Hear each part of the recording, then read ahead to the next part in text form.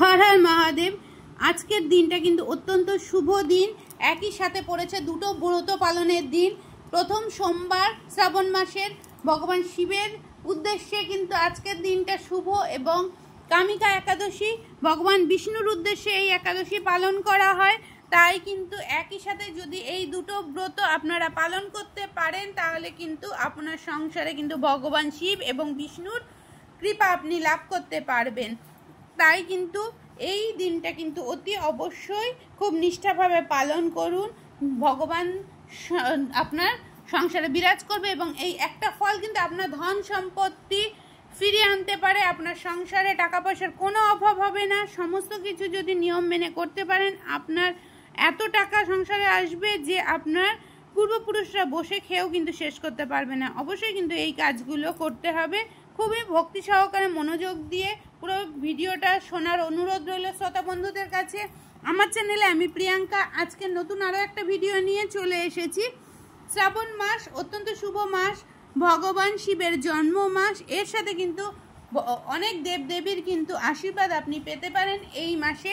এই মাসের কি কাজগুলো করবেন চলুন এবার বিস্তারিতভাবে আলোচনা করা যাক। এই মাসে যদি আপনার সন্তানের ভালো কিছু আশা করেন এবং ভালো কাজকর্ম করে সংসারে সমস্ত কিছু থেকে যদি আপনি আপনার সন্তানকে মুক্ত রাখতে চান সমস্ত বাধা বিপত্তি থেকে, মা বাবারা কিন্তু এই কাজগুলো অতি অবশ্যই করবেন। এবং এই মাসে যদি এই কাজগুলো করেন রোগ থেকে মুক্তি পাবেন, দারিদ্রতা আপনার সংসার থেকে কিন্তু দূর হয়ে যাবে। হ্যাঁ বন্ধুরা, এত টাকা পয়সা হবে যাতে কিন্তু আপনি কোনো দিনই আর অভাবের মুখ দেখবেন না।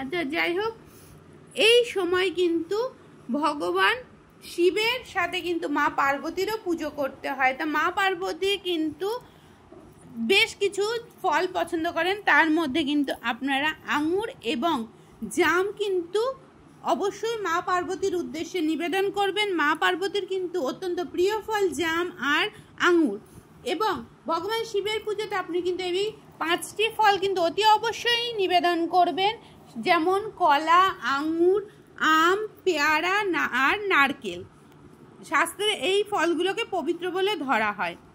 এছাড়া ভোগে কিন্তু আপনারা মিছরি অথবা কিচমিচ নিবেদন করতে পারেন, কিন্তু একদমই নাশপাতি দেবেন না। নাশপাতি থেকে কিন্তু বিরত থাকবেন। নাশপাতিকে ধরা হয় নাশ করার ফল। তাই কিন্তু আপনি যদি নাশপাতি দেন তাহলে কিন্তু আপনার সংসারে অমঙ্গল ডেকে আনবে, আপনার সংসারে কিন্তু নেগেটিভ এনার্জি বিরাজ করবে। তাই কিন্তু আপনারা নাশপাতি ফলটা কখনোই নিবেদন করবেন না। আপনি নিজের সংসারে বিপদ ডেকে আনবেন যদি নাশপাতি ফলটা দেন।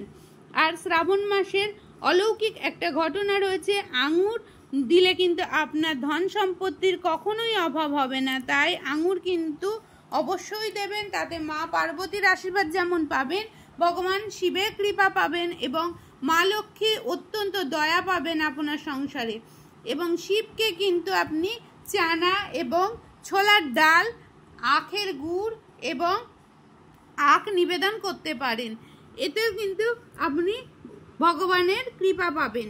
এরপর কিন্তু শ্রাবণ মাসে যদি আপনি একই সাথে কিন্তু যেমন শিব ঠাকুর, মা লক্ষ্মী এবং গণেশের কৃপা পেতে পারেন, তাই মা লক্ষ্মীকে আপনি প্রসন্ন করার জন্য কিন্তু 5 রঙের কিন্তু মিষ্টি নিবেদন করবেন। তার মধ্যে কিন্তু থাকবে সাদা মিষ্টি, হলুদ মিষ্টি, কমলা মিষ্টি এবং সবুজ ও লাল মিষ্টি। প্রত্যেকটাই কিন্তু মা লক্ষ্মীর পছন্দের ফল। তাই এই পছন্দের মিষ্টি, এই মিষ্টিগুলো যদি আপনারা দেন তাহলে কিন্তু আপনার সংসারে ঐশ্বর্য এবং ধন সম্পত্তির অভাব হবে না। এবং গণেশের পুজোতে কিন্তু দুব্বা দেবেন, দুব্বা নিবেদন করবেন এবং সেই দুব্বার প্রসাদ কিন্তু আপনার পরিবারের সকলকে নিবেদন করবেন। তাতেও কিন্তু কখনোই দারিদ্রতার মুখ আপনি দেখবেন না। গণেশের প্রসাদ কিন্তু সবার মধ্যে বিতরণ করবেন। এবং শিবের পুজোতে কিন্তু ক্ষীর দেবেন। আর পঞ্চামৃতের মধ্যে কিন্তু দুধ, ঘি, দই, মধু, চিনি এবং গঙ্গা জল এগুলো কিন্তু নিবেদন করবেন। এতে কিন্তু আপনি গ্রহ দোষ এবং নক্ষত্র দোষ থেকে কিন্তু মুক্তি পেতে পারেন। শিবের প্রসাদ কিন্তু সবাইকে বিতরণ করবেন এবং পরিবারের সকলের মধ্যে যদি এই প্রসাদ বিতরণ করেন আপনিই কিন্তু ধন সম্পত্তির অধিকারী হবেন। বন্ধ দরজা আপনার জীবনে এমনভাবে খুলে যাবে আপনি বুঝতেও পারবেন না। আর বিশেষ কিছু ফল কিন্তু অবশ্যই পুজোতে দেবেন, যা হচ্ছে ধুত্রা ফল এবং সীতাফল দিয়ে কিন্তু শিবের পুজো করুন। কারণ ধরা যায় সীতাফল কিন্তু রামচন্দ্র যখন বনবাসে গিয়েছিল সেই সময় মা সীতা কিন্তু গ্রহণ করেছিলেন। এই ফলটা কিন্তু সীতাফলটা যদি আপনি পুজোতে দেন আপনি কিন্তু 10টা রোগ থেকে আপনি মুক্তি পেতে পারেন। হ্যাঁ বন্ধুরা, ঠিকই শুনেছেন, 10টা রোগ থেকে আপনি মুক্তি পেতে পারেন। এবং মা লক্ষ্মী যেহেতু সমুদ্র থেকে জন্ম, তাই কিন্তু মা লক্ষ্মীকে আরও বিশেষ কিছু জিনিস আপনি দিতে পারেন। মা লক্ষ্মীর হাতে কিন্তু পদ্ম ফুল থাকে। পদ্ম এবং মাখানা যেহেতু জল জায়গায় জন্মায়, তাই কিন্তু মাখানা এবং পদ্ম দুটোই কিন্তু মা লক্ষ্মীর খুবই প্রিয়। তাই কিন্তু অবশ্যই ভগবান শিবকে এবং মা লক্ষ্মীকে মাখানার ক্ষীর নিবেদন করবেন। এতে কিন্তু আপনার সংসারে অতি মঙ্গল হবে এবং মা লক্ষ্মী শিবের আশীর্বাদ আপনি কিন্তু পাবেন। এবং এই মাসে কিন্তু কোনো ঋণ নেবেন না। কোনো ঋণ নিয়ে যদি কোনো কাজ করেন আপনি কিন্তু কোনো মতেই এই ঋণ পরিশোধ করতে পারবেন না। তাই ঋণ নেওয়া থেকে বিরত থাকবেন এই মাসে। এই মাসে কিন্তু আপনি ভগবানকে মিছরি, তিল এবং গঙ্গা জল কিন্তু দিতে পারেন। এতেও কিন্তু ভগবান শিব আপনার সংসারে বিরাজ করবে।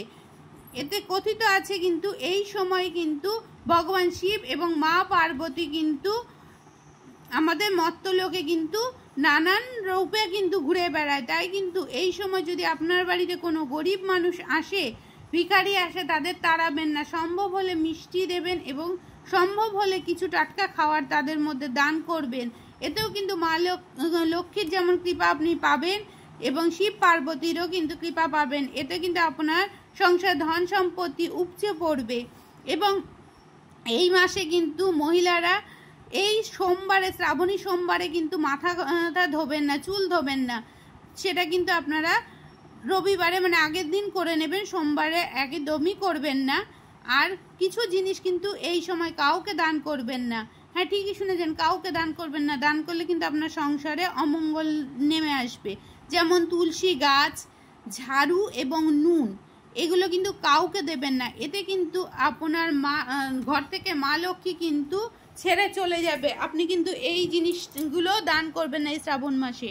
আর এই সোমবারে আপনি ঘর থেকে কোনো নোংরা জিনিস কিন্তু ঝাড় দিয়ে বাড়ির বাইরে ফেলবেন না।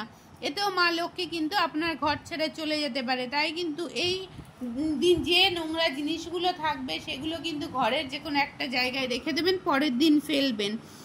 আর মা লক্ষ্মীর কৃপা পেতে বাড়িতে যদি কোনো গরিব মানুষ আসে বা কোনো শিশু থাকে, মহিলা শিশু বাচ্চারা যদি থাকে, তাদের কিন্তু আপনি লাল জিনিস কিছু দান করতে পারেন। কারণ মা লক্ষ্মীর প্রিয় জিনিস কিন্তু লাল।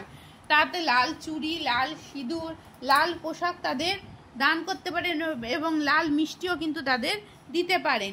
আর কোনো বাড়িতে থাকা মহিলাদের কিন্তু অপমান করবেন না। কারণ মহিলারা কিন্তু মা লক্ষ্মী রূপে বাড়িতে বিরাজ করে। কারণ মা লক্ষ্মী যেহেতু মহিলা, তাই মা লক্ষ্মীকে যদি আপনারা এই সময় অপমান করেন, মহিলাদের অপমান করেন, মা লক্ষ্মীও কিন্তু আপনাদের ঘর ছেড়ে চলে যাবে। তাই এই কাজগুলো থেকে কিন্তু শ্রাবণ মাসে দূরে থাকার চেষ্টা করবেন। আপনার কিন্তু এই কাজগুলো যদি, এই ছোট ছোট টোটকাগুলো যদি আপনি মেনে চলতে পারেন, এমনভাবে আপনার সংসারে ধন সম্পত্তি উপচে পড়বে আপনি কখনোই ভেবে পাবেন না যে কি কারণে আপনার সংসারে টাকা পয়সার কোনো অভাব নেই। যদি এই ছোট্ট ছোট্ট কাজগুলো করতে পারেন, অতি অবশ্যই কিন্তু ভগবান শিব, মা পার্বতী এবং লক্ষ্মী সমস্ত দেবদেবীর আপনি কৃপা পেতে পারেন। আর ভগবান রূপে কিন্তু যেহেতু আমরা গরুকে পুজো করে থাকি, তাই কিন্তু গরুকে পুজো করা মানে কিন্তু প্রত্যেকটা দেবদেবীর কিন্তু আপনি আশীর্বাদ পেতে পারেন। তাই গরুকে কিন্তু এই শ্রাবণ মাসে কিছু খাবার দান করতে পারেন। তার মধ্যে কিন্তু আপনি রুটি দিতে পারেন। সেই রুটিটা কিন্তু টাটকা দেবেন। ভগবান রূপে যেহেতু পুজো করবেন, তাকে কিন্তু বাসি খাওয়ার, পচা জিনিস এবং ফেলে দেওয়া জিনিসগুলো দেবেন না। রুটির মধ্যে সম্ভব হলে একটু ঘি বা হলুদ মাখিয়ে দেবেন। এছাড়াও কিন্তু আটার লেচি করে আপনি কিন্তু সেই লেচিতে একটু হলুদ মাখিয়েও কিন্তু গরুকে খাওয়াতে পারেন এবং মিষ্টিও কিন্তু গরুকে খাওয়াতে পারেন। গরুকে খাইয়ে গরুর চারিদিকে যদি আপনি প্রদক্ষিণ করেন এবং গরুর পা ছুঁয়ে আপনি যদি প্রণাম করেন, ভগবান কিন্তু আপনার ওপর প্রসন্ন হবে। এবং যেহেতু গরুকে হিন্দু শাস্ত্রে ভগবান ভাবা হয়, তাই কিন্তু গরুকে পুজো করলে আপনি 33 কোটি দেবতারও কিন্তু আপনি আশীর্বাদ পেতে পারেন। যাই হোক, আজকের ভিডিওর মাধ্যমে যেটুকু সম্ভব তুলে ধরার চেষ্টা করলাম। ভিডিওর কোনো অংশে যদি ভালো লেগে যায় পাশে থাকবেন এবং পাশে থাকা বেল আইকনটা ক্লিক করে আমার চ্যানেলের সাথে যুক্ত হয়ে যাবেন। এতে কিন্তু আপনারা আমার যে কোনো ভিডিও সবার আগে আপনারা পেয়ে যাবেন যদি পাশে থাকা বেল আইকনটা ক্লিক করে থাকেন। এবং নতুন পুরনো বন্ধুদের সবাইকে রইল আমার অন্তরের ভালোবাসা, সবার সুস্থ কামনা করে হর হর মহাদেব বলে আজকের ভিডিওটা শেষ করছি।